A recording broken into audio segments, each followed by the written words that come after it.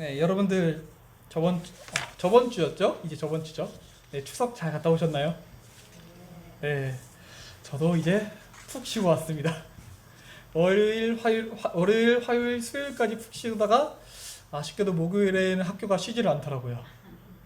그래서 뭐 수요일에 이제 저녁에 올라오긴 했는데, 네, 오랜만에 친구들도 만나고 가족들도 만나서 네, 이제 맛있는 것도 먹고 영화도 보고 잘 쉬고 왔습니다.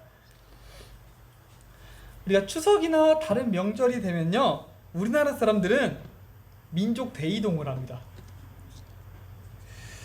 네, 다들 각각의 고향으로 돌아간다고 하는데, 네, 여러분들도 다 고향에 다녀오셨나요? 안 다녀오신 분들도 계시고 다녀오신 분들도 계시고요. 네, 그럼 여러분들의 고향은 어디신가요? 인천이요? 네, 그래요. 네, 제가 주일학교 친구들의 고향은 전부 다 알고 있어요. 하지만 네, 성도님들의 고향은 잘 모르는 것 같네요. 네, 네, 어떤 이제 아이니네는 이제 저번 주에 아까 광주 갔다 왔어요 이야기도 해주고요. 뭐 이제 계룡 갔다 왔다는 친구도 있고요. 물론 고향은 아니지만 네, 고향에 갔다 왔다는 친구도 네, 호텔에 갔다 왔다는 친구도 있고요. 네, 천안에서 그냥 천안에 있었어요 하는 친구들도 있었고, 네, 저기 청년은 포항에 갔다 왔어요 라고 한 친구도 있었고요. 네, 네, 고향이라고 하면요, 저는요 근데 헷갈리기도 하더라고요. 고향이 네, 요즘은 고향이 어디야라고 물어봤을 때 저는요 조금 헷갈렸던 게, 고향? 내가 태어난 곳을 고향이라고 말을 해야 되는지, 아니면 내가 조금 오래 살아서 좀 추억이 많이 남은 곳을 고향이라고 해야 되는지 헷갈리더라고요. 네, 그래서 저는 검색을 해봤더니 네, 둘 다랍니다. 둘 다 고향이 맞답니다. 네, 그냥 옛날에는 태어난 곳에서 계속 살았던 경우가 많아가지고 그래서 고향이랑 그게 다 똑같았었는데, 요즘은 그게 아니다 보니까 둘 다 고향이라고 칭한다라고 하더라고요. 그래서 제 고향은 태어난 곳은 전주고요. 네, 오래 살았던 곳은 대전입니다. 그래서 저는 이번엔 대전만 다녀왔습니다. 네, 고향이라고 하면은 여러분들에게 고향이라고 하면 어떤 곳인가요? 뭐 꽃피는 산골? 네, 나이 살던 고향 꽃피는 산골 그런 곳인가요? 네, 고향이라고 하면요, 먼저는 즐거운 곳인 것 같습니다. 네, 기쁨이 가득하고 물론 슬프기도 했고 힘든 기억도 있지만 그와 반면에 즐거웠던 추억도 가득한 곳입니다. 그렇기에 그리운 곳입니다. 그곳에는 나의 그리운 또 즐거운 추억들이 남아있고, 그리운 장소와 그리운 사람들이 기다리는 곳이기도 합니다. 그렇기에 고향은요, 특별한 곳입니다. 사람들이 고향이 그렇게 특별한 곳이기에 같은 고향인 사람들에게 동양 사람이라면서 친근감을 느끼기도 하고요. 그리고 명절이 되면 1초면 끝나는 그 무한 로딩창을 기다리는, 네, 기차 예매표를 기다리기도 하고요. 그 싸움을 하면서까지도 고속도로에 몇 시간씩 거북이 운전을 하는 그 도로 안에 갇혀 있으면서까지도 내려가고자 하는 이유는 고향이 특별한 곳이기 때문입니다. 그런데 여러분, 우리는 모두 실은 같은 고향을 가진 사람들이다 라고 하는 사실을 여러분들 알고 계신가요? 우리에게는 모두 같은 고향을 둔 동양 사람입니다. 그것은 바로요, 우리는 하나님 나라를 고향으로 둔 하나님 나라 백성의 동양 사람들입니다. 우리는 하나님 나라를 고향에 둔 사람입니다. 그리고 그 길을 향해서 돌아가는, 지금 귀경길에 올라 있는 사람들입니다.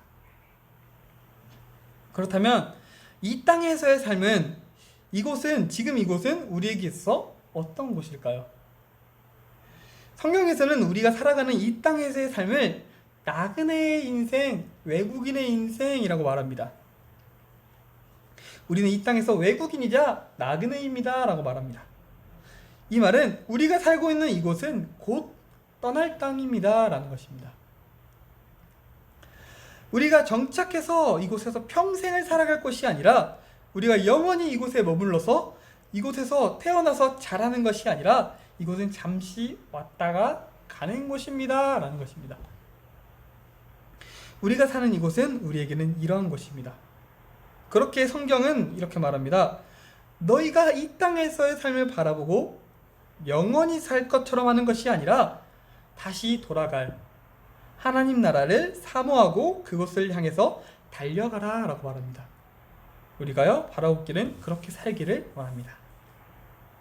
그런데 여러분 이 땅에서의 삶이 나그네의 삶이다. 네, 이건 알겠습니다.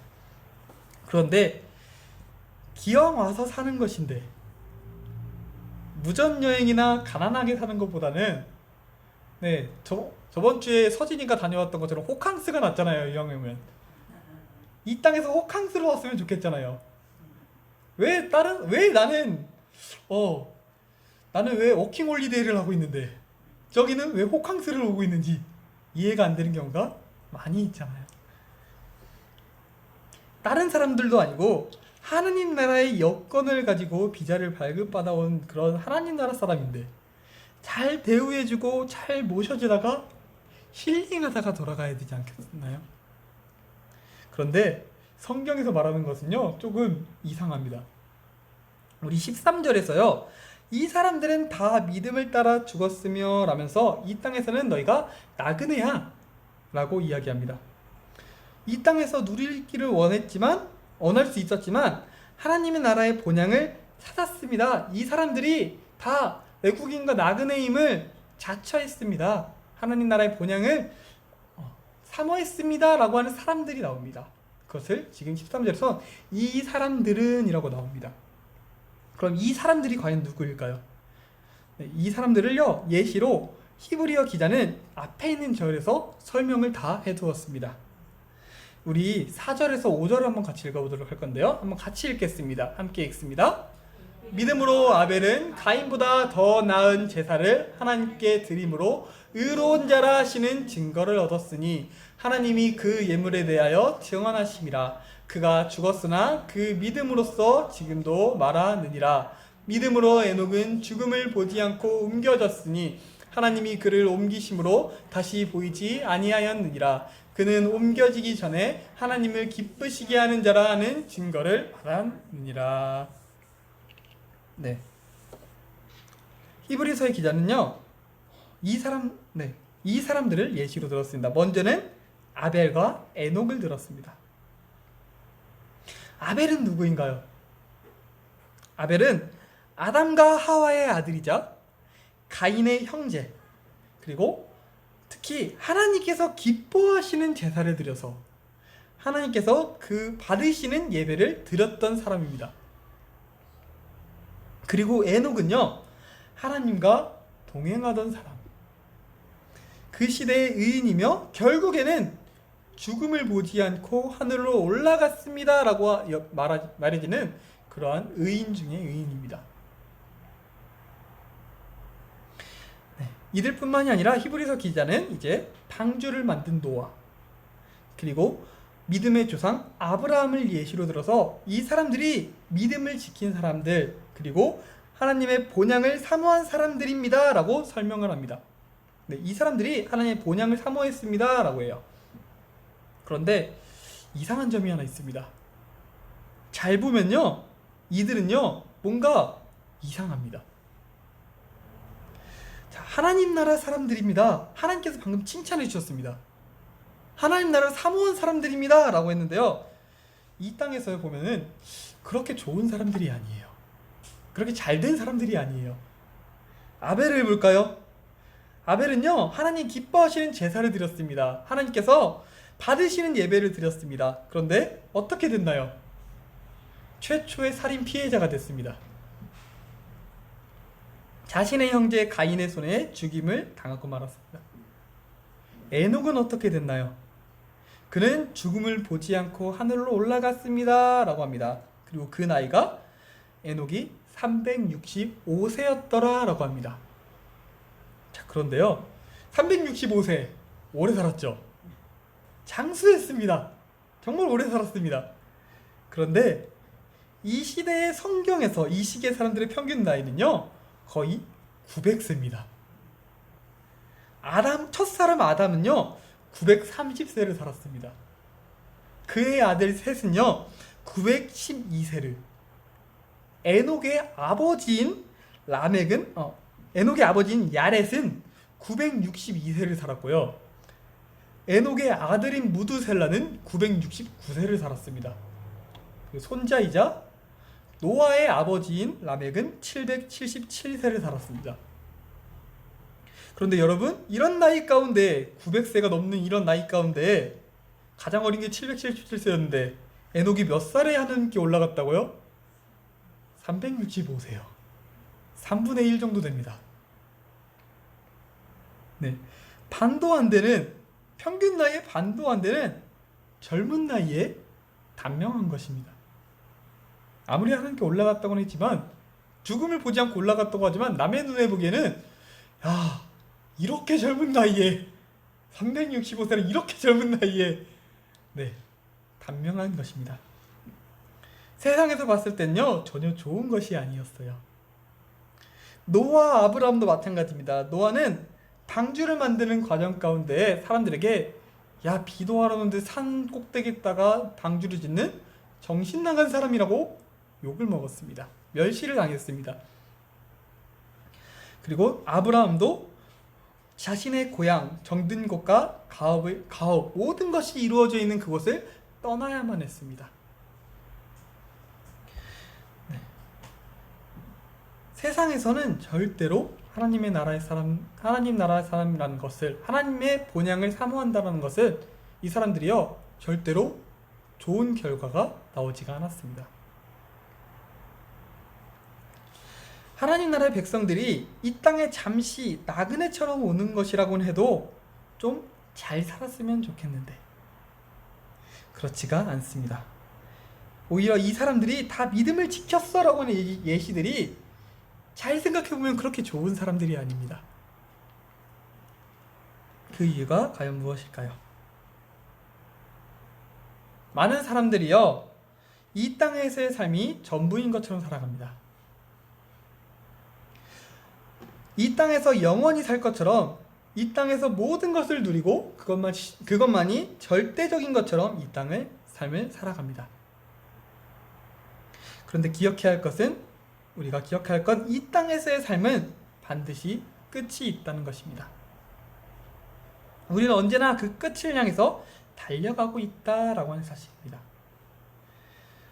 이 땅의 것은 영원한 것 같지만, 너무나도 달콤한 것들이지만 그것들은 썩어 없어질 것들이고 사라질 것들이라는 것을 우리는 기억해야 됩니다. 하지만 많은 사람들은요 그 없어질 것이 영원한 삶의 진리인 것처럼 살아갑니다. 곧 떠나야 될 그 여행지에 집을 짓고 돌아가지 않을 것처럼 버티고 있습니다. 하지만 우리는 기억하기를 원합니다. 우리의 고향은 이곳이 아니라 우리가 돌아가야 할 곳이 있다라고 하는 그 사실을요. 그렇기에 우리가 더 바라야 할 것은 이 땅에서의 나그네 삶이 복된 것이 아니라 더 나은 본향을 우리가 사모할 수 있기 원합니다. 우리 본문 한번 16절을 같이 읽어보도록 할 건데요. 같이 한번 읽겠습니다. 그들이 이제는 더 나은 본향을 사모하니 곧 하늘에 있는 것이라. 이러므로 하나님이 그들의 하나님이라 일컬음 받으심을 부끄러워하지 아니하시고 그들을 위하여 한 성을 예비하셨느니라.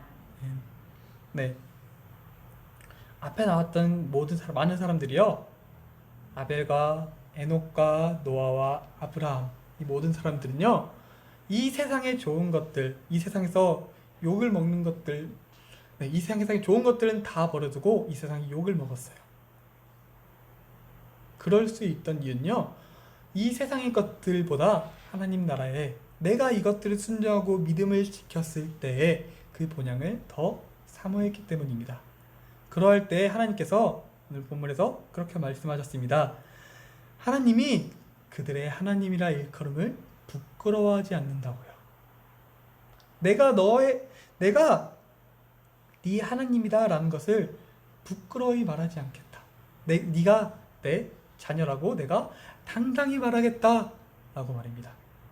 그리고 그를 위해서 하늘에서 미리 준비해 주신다라고 합니다. 여러분, 우리의 삶은요 이곳에서 영원히 사는 것이 아님을 믿습니다. 우리는 이곳에서 영원히 살기 위해서 온 것이 아닙니다. 우리는 저 좋아 보이는 것들이 있지만 저것들이 더 좋은 거, 눈부시고 화려한 것이란 것을 알지만 그것을 따르는 것이 아니라 하나님 나라의 본향을 사모하는 하나님께서 자랑스럽게 야, 말씀의 성도죄 있지? 내 자녀야 라고 말할 수 있는 그런 사람들이 되기를 원합니다. 오늘 이 히브리서는요, 그리스도인들이 박해받는 시기에 쓰여졌습니다. 이 시기의 그리스도인들은 믿음을 지켰다는 그 이유 하나만으로 매맞고 감옥에 갇히고 그리고 죽임을 당했습니다. 그런 어려운 삶을 살아가는 도무지 이 땅에서는 나은 것이 없고 너희 이런 삶을 살 거면 굳이 예수님을 왜 믿는 거야? 라는 소리를 받는 조롱받는 그리스도인들이 있는 가운데 이 히브리서는 쓰여졌습니다. 그런 사람들에게 오늘 기자는 말합니다. 너희의 사는 곳은 고향은 이곳이 아니라고요.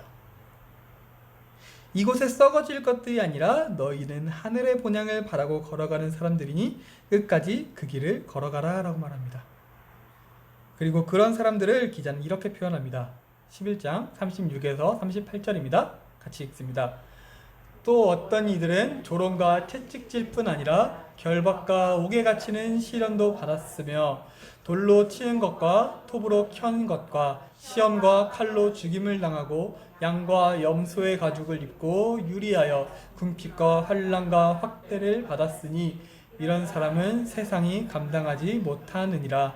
그들이 광야와 산과 동굴과 토굴에 유리하였느니라. 그들은 세상이 감당하지 못하는 사람들이 되어집니다.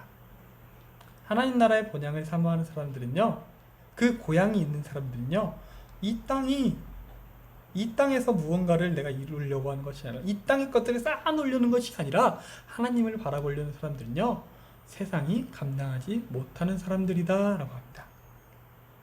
사랑하는 여러분, 바라옵기는 이 땅에서 영원히 사는 것이 아닌 돌아가야 될 곳, 우리의 가장 그리운 곳, 하나님 나라를 늘 사모하는 사람들이 되기 원합니다. 내가 이곳에 썩어질 것을 얻기 위해서 고민하고 힘을 쏟는 것보다 먼저는 내가 하나님 나라를 위해서 사는 것을 고민하기 원합니다. 또한 여러분 바라옵기는요, 우리는 이 땅의 나그네입니다. 잠시 왔다가 가는 것입니다. 네, 이 사실은 맞습니다. 그러나 우리가 기억해야 할 것은요, 그렇기 때문에 내가 여기에서 아무렇게나 대충 살다가 가자라는 말이 이곳이 전혀 중요하지 않아요 라는 말이 아니라는 것입니다. 이곳에 우리는 나그네이지만 또한 그러면서도 우리는 보내심을 받은 자들입니다. 우리가 명절에 집에 돌아가면 어깨가 가장 올라가고 자랑스러워지는 사람이 누구라고 하나요? 뭐 대기업에 들어간 사람, 뭐 승진한 사람, 이번에 승진한 사람, 그리고 그 중에 제일은 설 명절에, 특히 설 명절이죠, 서울대 합격장을 들고 온 부모님이, 자녀가 있는 부모님이 가장 어깨가 올라간다고 합니다. 네, 주님의 집에 돌아갈 때 물론 주님은 그냥 온 것만으로도 기쁘게 받아주시고 기뻐하실 하나님이십니다. 그런데요, 주님의 영광을 더욱 이 땅에서 높이면서 보내짐을 받은 이 땅에서 다른 것이 아니라 주님의 영광을 위해서 우리가 노력했으면 합니다. 이 땅에서의 삶도 최선을 다하다가 주님께 돌아갔을 때 주님! 자랑스러이 내놓을 수 있도록 주님! 나 이렇게 했어요. 내가 내어놓을 수 있도록 주님의 영광을 높이는 것으로 최선을 다해서 두 손 가득히 주님께 전해질 기쁜 소식들을 두 손 가득히 들고 자랑스러운 귀성길에 오르는 사랑하는 여러분들이 되시기를 주님의 이름으로 축복합니다.